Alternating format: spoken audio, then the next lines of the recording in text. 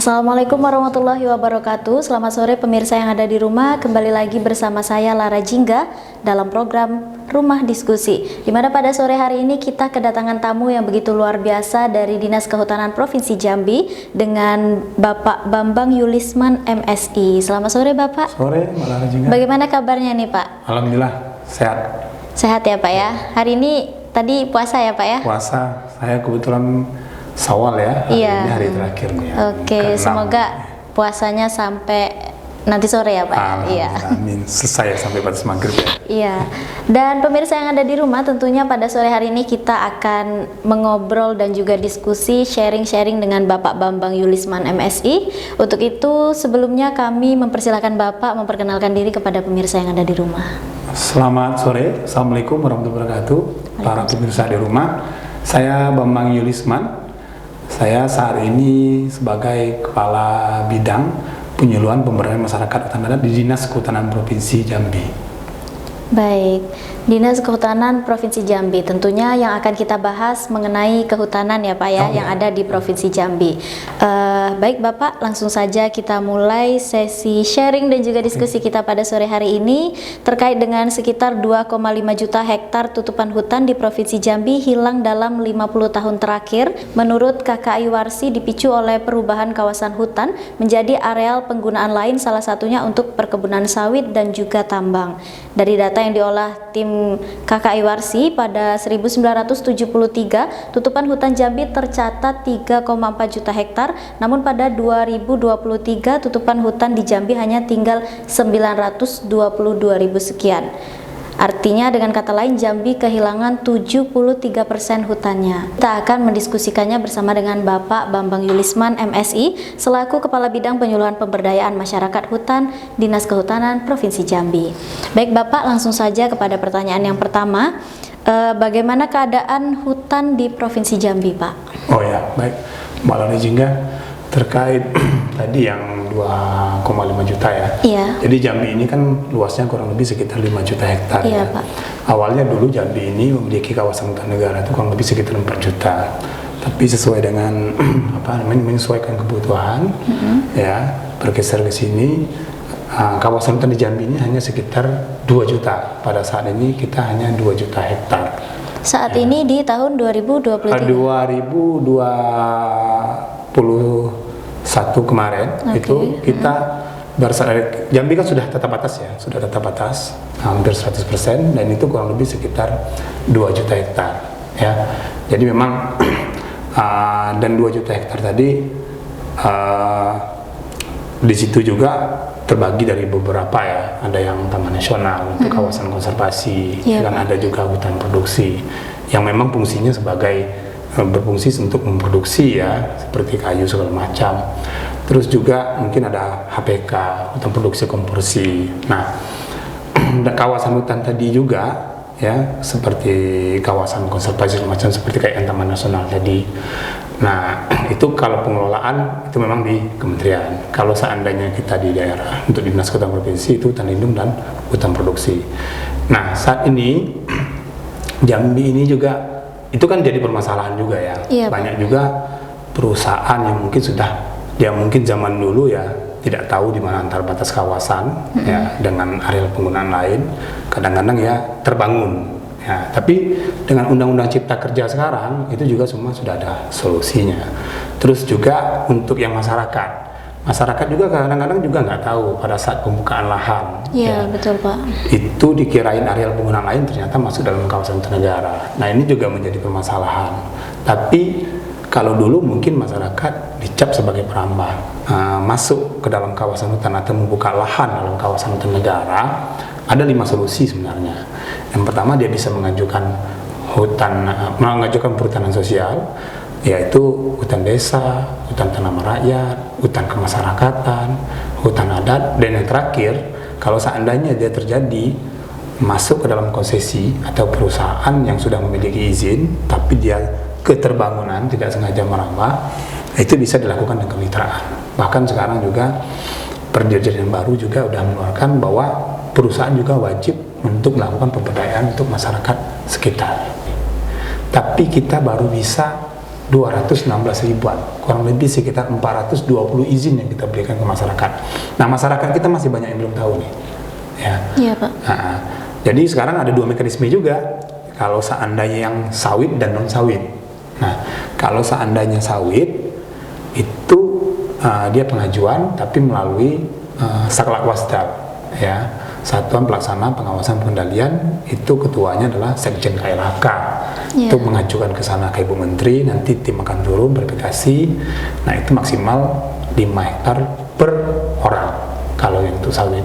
Kalau seandainya non sawit, nah nanti sendiri lagi ngajukan ke Bu Menteri juga, ya kan? Misalkan tanaman kehutanan kayak karet, atau mungkin dia ingin tanaman yang lain, ya agroforestry, ya kan? Nah, itu pengajuan juga. Jadi sekarang itu kami masih punya ada PR ya, dari 365.000 baru keluar izin 265.000, masih ada 40% lagi mungkin lahan yang disediakan, yang diperuntukkan untuk lokasi perhutanan sosial tadi, tapi belum aksesnya, belum legalitasnya belum dimanfaatkan oleh masyarakat, yang harusnya dia ilegal menjadi legal harusnya. Iya. Jadi upaya yang dilakukan untuk mendorong masyarakat tadi seperti yang Bapak sampaikan, yang belum kita laksanakan tuh perihal masalah salah satunya kita memang ada penyuluh kita juga terbatas ya. Jambi itu kurang lebih hanya sekitar 35 orang dengan luas kawasan hutan untuk satu provinsi, Pak. Untuk satu provinsi kita hanya 35 orang penyuluh memang, dan itu pun sudah senior ya. Jadi kami memang, nah sekarang kita mencoba mendorong ya penyuluh swadaya juga ya, yang memang secara sukarela dia untuk mendampingi masyarakat. Ada juga sih sebenarnya pendamping, tapi itu khusus untuk pelaksanaan kegiatan perhutanan sosial tadi. Nah, biasanya salah satu yang menjadi tantangan buat kita ya, untuk penyelesaian masyarakat yang terlanjur merambah itu, yang pertama pasti adalah perizinan, ya. Bagaimana yang masyarakat yang ilegal menjadi legal, ya. Legal di sini masyarakat hanya untuk apakah ya, bukan berarti kan banyak juga di masyarakat persepsi kami itu ingin disertifikat, pelepasan ya. Iya, jadi hak milik ya Pak ya. Jadi itu yang salah ya. Ini hanya hak kelola, hak kelolanya selama 35 tahun. Kalaupun masih kurang nanti bisa diperpanjang, gitu loh. Jadi sebenarnya hampir sama saja. Masyarakat tuh mau ngapain sekarang gitu kan? Mau memiliki atau mau mengelola gitu kan? Sepertinya keduanya ya Pak ya. Nah, tapi karena ini lahan negara, ya kan? Nah, seharusnya justru kalau dulu ya belum ada solusi ini, ya sok masyarakat itu perambah tindak pidana. Tapi kalau sekarang pemerintah nggak seperti itu. Pemerintah menyadari ini adalah masyarakat Indonesia, kita harus lindungi dan kita harus sejahterakan. Solusinya apa?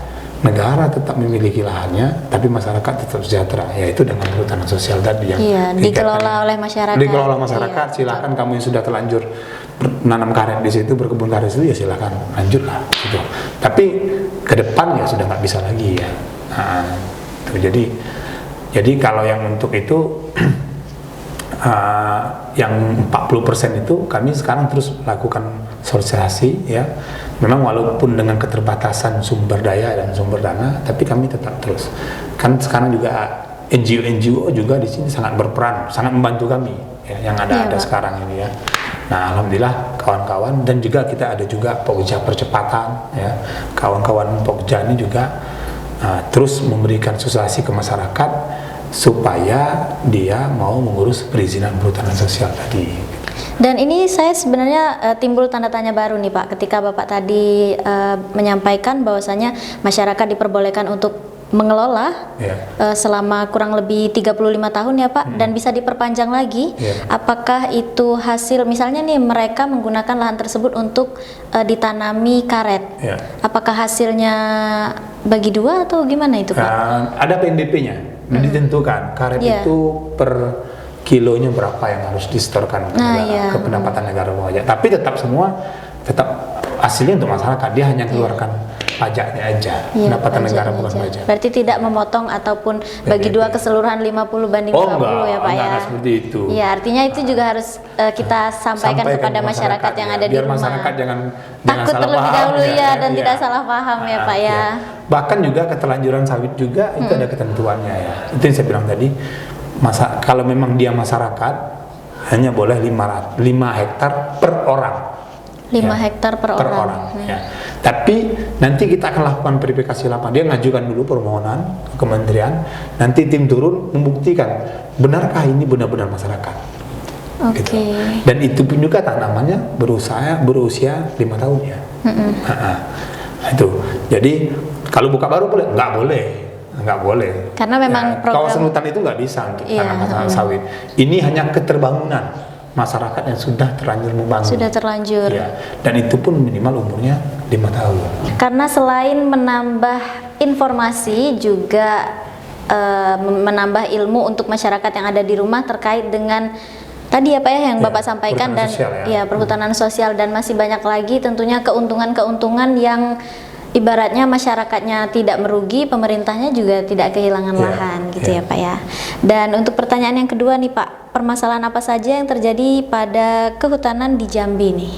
Ya kalau permasalahan itu saya sampaikan tadi ya, illegal logging, perambahan ya, illegal mining, tambang ilegal ya. Terus juga itu yang saya bilang tadi, kalau seandainya penertiban sudah pasti. Kalau untuk perambahan, illegal logging, kalau illegal logging udah jelas ya, kita melaksanakan patroli segala macam ya, proses hukum dan. Nah kalau untuk perambahan itu yang saya bilang tadi, salah satunya permasalahannya karena kita harus mengakui juga pertambahan penduduk, itu Pak, membuat orang juga pasti kebutuhan lahan juga semakin meningkat. Nah masyarakat banyak yang tidak tahu sehingga dia terlanjur masuk ke dalam kawasan hutan negara. Tapi pada saat dia sudah masuk dalam kawasan hutan negara, apakah serta-merta kita harus mengusir dia keluar? Ya, padahal kan masyarakat juga kadang juga bergantung hidup di situ. Iya, betul, bukan Pak. untuk menjadi kaya, ini sekadar untuk bertahan hidup ya. Iya. Nah makanya pemerintah buat program yang saya sampaikan tadi, perhutanan sosial tadi. Perhutanan sosial berarti yang disampaikan di awal tadi, kita sudah kehilangan 2,5 juta hektar hutan ya. Nah, tapi pada saat ini kawasan hutan kita 2 hektar. Kalau 2,5 itu mungkin pada saat kawasan hutan kita 4 juta ya. Tapi kan pemerintah melakukan penyesuaian ya. Kebutuhan kawasan hutan negara itu berapa sih sebenarnya yang ideal. Makanya disesuaikan lah ya. Kayaknya 2 juta hektar ini ya, kurang lebih sekitar 40% dari luasan Provinsi Jambi. Dan terakhir nih Pak, terkait dengan bagaimana solusi dalam menyelesaikan permasalahan hutan di Jambi. Karena tadi kita telah membahas pasca dari program perhutanan sosial, lalu selanjutnya kita membahas terkait dengan solusi untuk menyelesaikan permasalahan hutan. Kalau solusi sih sebenarnya salah satu yang saya sampaikan tadi. Perhutanan sosial itu ada solusi. Ya, resolusi konfliknya itu. Ya, solusinya hutan tanah rakyat, hutan desa, hutan kemasyarakatan, hutan adat atau kemitraan. Nah, sering yang jadi masalah nih yang sekarang sering ribut adalah konflik antara masyarakat dengan perusahaan. Ya, itu sering saya beritain Pak. Dulu kan nggak ada solusi. Iya. Nah, kalau sekarang sudah ada solusi nih kalau yang untuk ini. Nah, solusinya salah satu adalah memang melakukan kemitraan, Mbak, antara perusahaan dengan masyarakat. Nah, kemitraan di sini adalah win-win solution, sama-sama menang. Bukan satu kalah satu menang ya.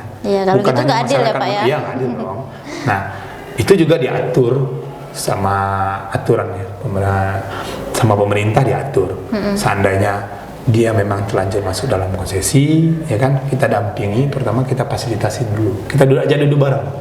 Ya, kadang-kadang keinginan masyarakat 9. Keinginan perusahaan cukup 2. Nah ini kita sama-sama duduk bareng.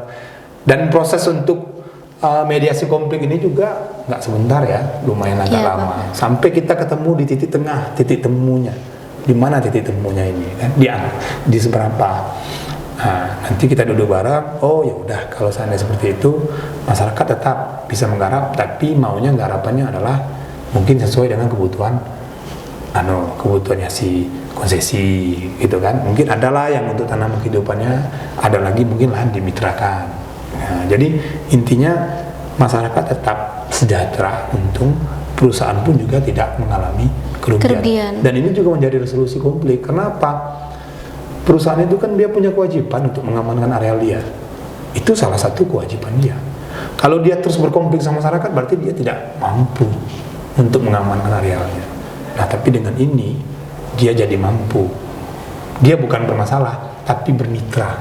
Dan untuk menutup sesi diskusi kita pada hari ini nih Pak, Bapak selaku Kabid Penyuluhan Pemberdayaan Masyarakat Hutan boleh menyampaikan informasi mungkin kepada masyarakat terkait dengan program perhutanan sosial tadi nih Pak. Oh ya, baik, buat seluruh pemirsa dan masyarakat di Provinsi Jambi ya, yang berada di sekitar kawasan hutan negara ya. Cuman kadang-kadang permasalahan masyarakat juga nggak tahu saya ini berada dalam kawasan hutan apa enggak. Iya benar Pak. Terus juga kami ini berada di area pencadangan perhutanan sosial apa enggak gitu kan.